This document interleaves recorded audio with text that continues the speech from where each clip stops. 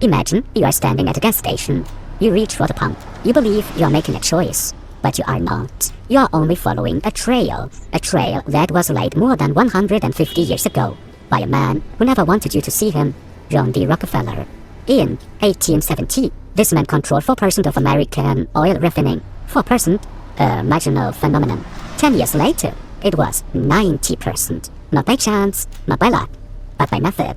And that method is alive till today, in your daily normal life, on your bank account, even in your body. Rockefeller did not build a company, he built a system that does not defeat competition, but makes it unnecessary. He did not just control the oil, he controlled everything in between. The barrels, the trains, the warehouses, the sales. Every step where someone else once made a profit was absorbed by him. Today we call that efficiency. Back then it was called ruthless. His competitors had the choice, sell or die. Those who sold received a fair price and a job.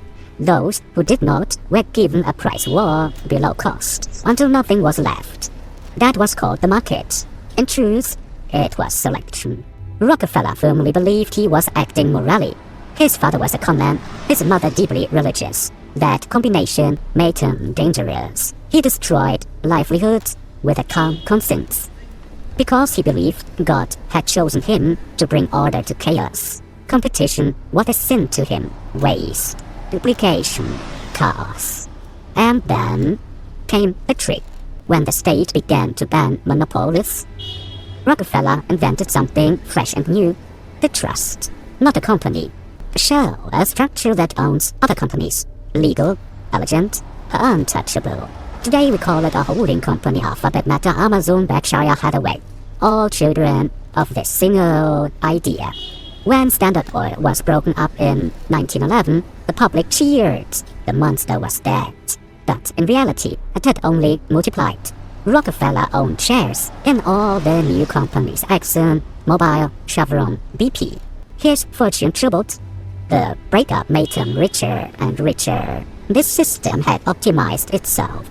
And then philanthropy, the final step, the foundation. Charity on paper, power in reality. Universities, medicine, research. Whoever pays determines the questions. Whoever determines the questions controls the answers. Rockefeller went from the most hated man in America to a benefactor. Legitimacy bought, taxes avoided, influence secured. Today you live in the middle of this system. You buy from Amazon, vertical integration, warehouses, logistics, platform, cloud, everything from one source. You search on Google, 92% market share, higher than Standard Oil ever had. But it's free, you pay with data.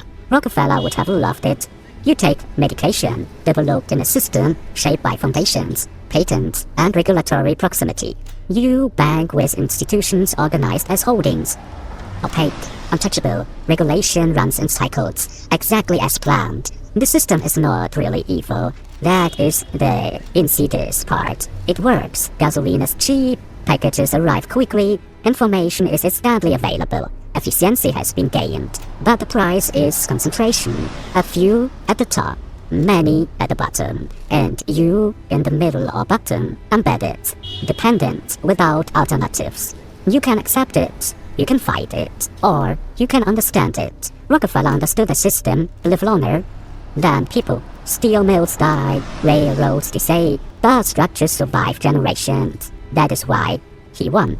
You do not live in a free market economy.